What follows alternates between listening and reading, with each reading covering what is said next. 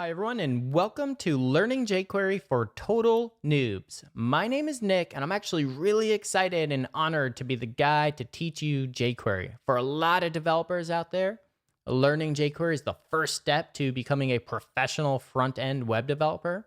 And what I mean by that is it doesn't matter if you're just trying to make fancier websites or you're trying to get to the level of doing Angular, React, or Vue stuff. Learning jQuery is an excellent intro to becoming a better JavaScript developer. And for that reason, I've designed this course from scratch for noobs and just absolute beginners. So it doesn't matter if you just learned HTML and CSS, don't really know JavaScript, I'll show you everything to get started.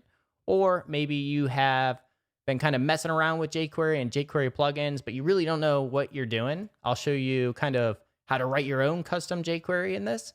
Or maybe you've just been following along in our Scotch School courses. This is the next step into expanding your JavaScript knowledge. With all that being said, let's go ahead and dive straight into learning jQuery.